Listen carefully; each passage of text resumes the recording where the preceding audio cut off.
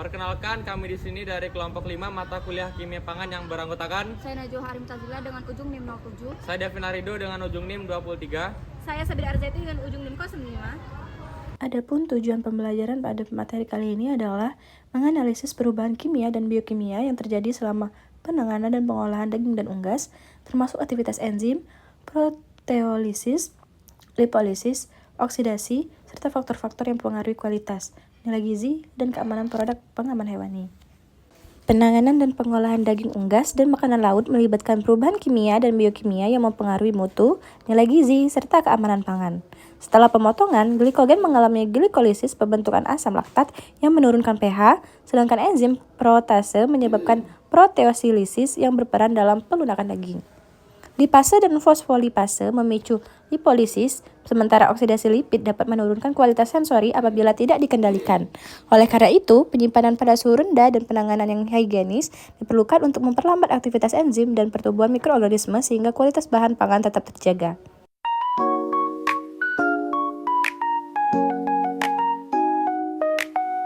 Ketika memilih daging sapi di supermarket, kesegaran menjadi hal yang sangat penting. Setelah hewan disembelih, glikogen dalam otot akan mengalami glikolisis dan menghasilkan asam laktat yang menyebabkan pH daging menurun. Jika daging dibiarkan terlalu lama pada suhu ruang, aktivitas enzim dan mikroorganisme akan mempercepat kerusakan. Karena itu, penyimpanan di kulkas atau freezer menjadi cara terbaik untuk mempertahankan mutu dan keamanan daging. Daging ayam. Daging ayam merupakan bahan pangan yang mudah mengalami penurunan mutu apabila penanganannya kurang tepat. Menurut materi, proses proteolisis pada ayam berlangsung relatif lebih cepat sehingga perubahan tekstur dapat terjadi lebih awal. Oleh sebab itu, ayam perlu segera didinginkan atau dibekukan agar aktivitas enzim dan pertumbuhan mikroorganisme dapat terjaga. Udang memiliki kandungan protein yang tinggi sehingga banyak dikonsumsi sebagai sumber gizi. Namun, setelah dipanen, udang juga rentan mengalami perubahan mutu akibat aktivitas enzim. Penyimpanan dalam kondisi dingin membantu menjaga tekstur, kesegaran, dan kualitas udang sehingga tetap aman untuk diolah dan dikonsumsi. Cumi-cumi mengandung protein dan sedikit lemak yang dapat mengalami perubahan selama penyimpanan. Enzim lipase berperan dalam proses lipolisis, yaitu pemecahan lipid menjadi asam lemak bebas. Jika berlangsung berlebihan dan disertai oksidasi, kualitas sensori cumi dapat menurun sehingga penyimpanan suhu rendah sangat dianjurkan. Kerang merupakan makanan laut yang mengandung protein serta glikogen sebagai cadangan energi. Setelah panen, glikogen akan diubah menjadi asam laktat melalui proses glikolisis sehingga memengaruhi pH dan mutu jaringan.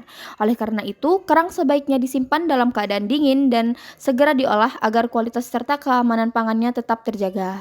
Dari video yang telah disampaikan, dapat diambil kesimpulan bahwa daging sapi, ayam, dan makanan laut merupakan bahan pangan hewani yang mudah mengalami perubahan kimia dan biokimia setelah panen akibat aktivitas enzim, mikroorganisme, serta kondisi penyimpanan.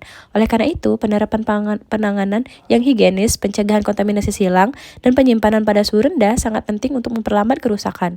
Dengan penanganan yang tepat, mutu, nilai gizi, dan keamanan pangan hewani dapat dipertahankan sehingga tetap layak dan aman dikonsumsi.